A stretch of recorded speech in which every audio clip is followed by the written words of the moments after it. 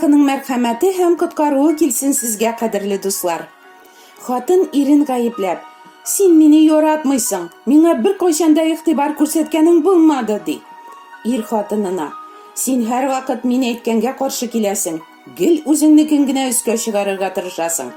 Бианасы килененә: "Синең өеңнең берәр вакыт җыештырылган чагы бармы ул?" ди. Гаепләү, шелтәләү, канәгатьсезлек, аралар бозылу, читләшү, кичермәү, нәфрәтләнү. Сезгә еш ишетергә туры киләме гаепләү сүзләре? Ә үзегез уйланганыгыз бармы? Гаепләргә яратучы кеше түгелсезме? Нигә кешеләр бер-берсен гаеплиләр соң? Нигә бер-берсенә гаепләү сөңгеләре атып кына торалар? Мондый мөнәсәбәтләр беренче кешеләрнең Аллаһы кушканга буйсынмыйча, үзләренчә Алласыз гына яшәргә теләп, гунаһка керүләреннән башланган. Мин үзем беләм. Мин хаклы, минемчә дөресрәк дигән тәкәбберлек вирусы бөтен кешелек тукымының канын агулаган. Шуңа күрә кешеләр арасында мөнәсәбәтләр җимерелә, дошманлык көчәя, җаннар һәлакәткә китә тора. Изге язмада шундый вакыйга язылган. Гайсә гыйбадәтханәгә килде. Анда кулы корышкан бер кеше бар иде. "Шимбә көнне савыктыру рөхсәт ителәме?" дип сорадылар кайберләре Гайсәдән. Чынлыкта исә алар Гайсәне гаепләргә сәбәп эзлиләр иде.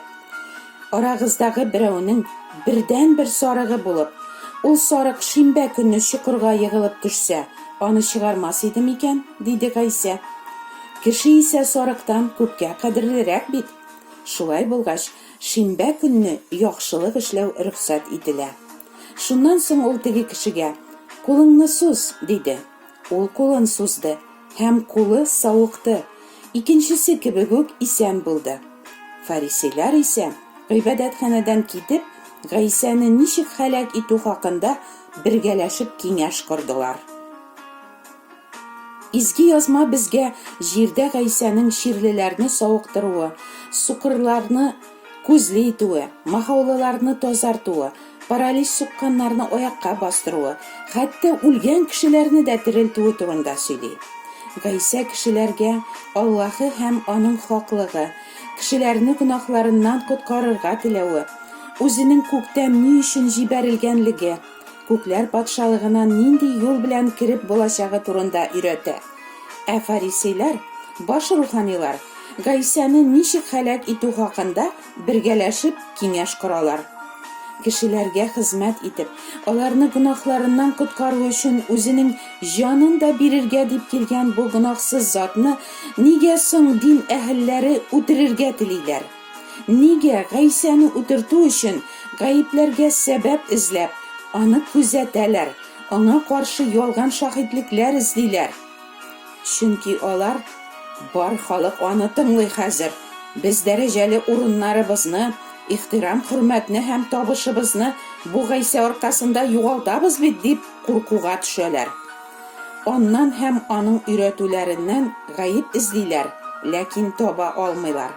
Ниһаять, ялган шаһидләр табып, баш руханилар Гайсәне бәйләп, ул чакта Яһудиядә идарәче булып торучы Рим прокураторы Пилат янына китерәләр. Пилат алар янына чыгып: "Сез бу кешене нәрсәдә гаеплисез?" дип сорады. "Аны алып китеп, кануныгыз буенча үзегез хөкем итегез", диде. "Безгә һич кемне үтерү хокукы бирелмәгән", диделәр яһудилар аңа. Бу баш руханиларның, дин әһелләренең эшләренә хәйран калырлык. Аларның Гайсәне үтерергә теләүләре шул кадәр көчле, канун буенча үзләренең һич кемне үтерү хокукы булмаганга күрә, аны үтерергә хокукы булган Пилат янына алып килеп, аннан гаепләү карары чыгарттырып, Гайсәне хашка кадаклатуны таләп итәләр. Идарәче Гайсәдән сорау ала, ләкин аны гаепләрлек, җитмәсә үлемгә тапшырырлык һич нинди гаеп тапмый.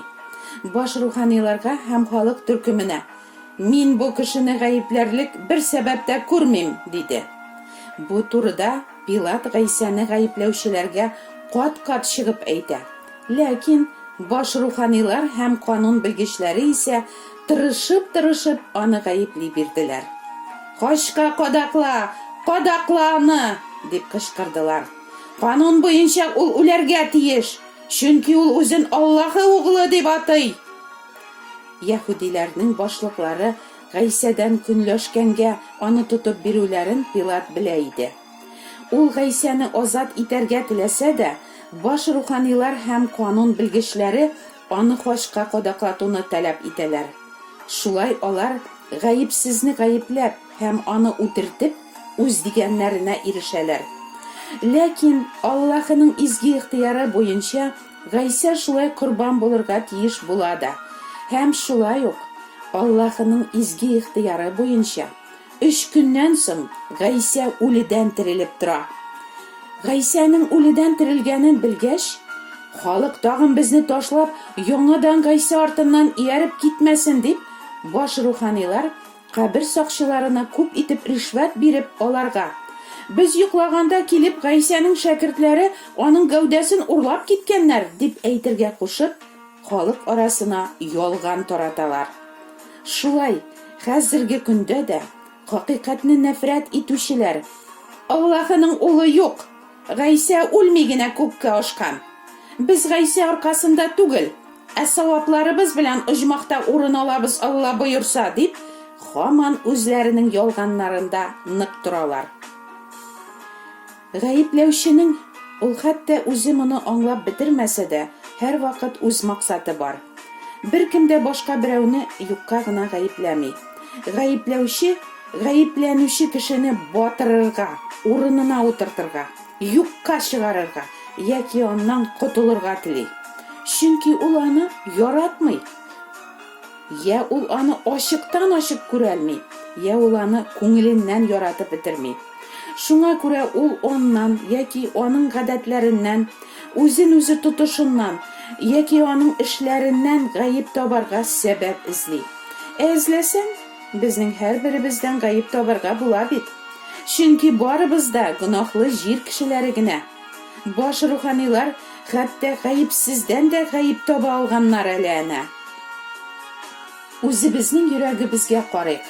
Без дә ниндидер гаеп табарга сәбәп эзләп, якыннарыбызны күзәтмибезме? Гаделлек урнаштырырга теләп, башкаларны гел гаепләмибезме? Әгәр кемнеңдер я карашын, я йөрүшен, я эшен, я үз-үзен тотышын, хәтта күңелебездән генә булса да гаеплибез икән, димәк, без аны яратмыйбыз. Икенче берәүне гаепләп, без үзебезнең әһәмиятебезне күтәрергә тырышабыз. Үзебезне аннан өстен куябыз, аны түбәнсетәбез. Бу тәкәберлек. Аллаһы тәкәберләргә каршы тора, юаш күндәмнәргә мәрхәмәтен күрсәтә. Гаепләүче дөреслекне, хакыйкатьне эзләми, чөнки ул үзенең фикерен дөрес дип, үзен хаклы дип саный. Баш руханиларда хакыйкатьне эзләмәгәннәр, югыйсә хакыйкатьнең үзе алар арасында йөргәнен, хакыйкать юлына Гайсәнең өйрәткәнен күрерләр иде. Гөнаһлары өчен тәүбә итеп, Аллаһының мәрхәмәтен кабул итәрләр иде. Гаепләүче еш кына: "Син һәр вакыт, син гел, син тагын, син бер кашанда" кебек кискен расламалар куллана. Мәсәлән, өлкән угылы атасын: "Дусларым белән күңел ачу өчен синең миңа бер кашанда кәҗәбәкәше дә биргәнең булмады" дип гаепли. "Сезнең миңа бер нәрсә дә сатып алганыгыз юк" дип әти-әнисен гаепләүче үсмер аңа алынган телефоннарны да, компьютерны да, кроссовкаларны да, велосипедларны да, костюмнарны да оныткан. "Сезнең миңа бөтенләй дә ярдәм иткәнегез юк" диюче картыйсы оныклары белән мөнәсәбәтләрне кормый, җимерә. Алла безгә беркемне дә гаепләргә һәм хөкем итәргә кушмый. Гаепләү безнең эш түгел. Җинаятьченең гаебен исбатлап, дәүләт гаепләүчесенең генә аңа хөкем карары чыгарырга хокукы бар. Әгәр безнең андый хокукыбыз юк икән, без иблис эшен башкарабыз. Чөнки грек теленнән тәрҗемә иткәндә, иблис сүзенең төп мәгънәсе гаепләүче. Күпләр гаепләү белән фаш итүнең аермасын күрмиләр. Туганың гөнаһ кыла икән, урынлы очракта һәм бермә-бер. Әгәр якыныңны мәхәббәт белән фаш итәргә сәләтең бар икән, син аны фаш итә һәм үгет нәсихәт бирә аласың, ди Алла сүзе. Ләкин теләсә кемне, теләсә кайчан, йөрәгебездә кайнаган усаллык һәм ачыну белән гаепләргә безнең хакыбыз юк. Бигрәк тә нахакка гаепләнү авыр. Ләкин килеп чыккан хәлне Аллаһыга тапшырып, кичерә алу өчен Раббыдан көч, ярдәм сорасак, ул безнең дугабызга битараф калмаячак. Чөнки Аллаһы үзе безне гайсә кылган эш хакына кичерә һәм безгә дә бер-беребезне кичерергә куша. Кешеләрнең гаип эшләрен кичерсәгез, күктәге атагыз сезнекен дә кичерер. Ләкин сез үзегез башкаларны кичермәсәгез, сезнең гаип эшләрне күктәге атагыз кичермәс. Амин.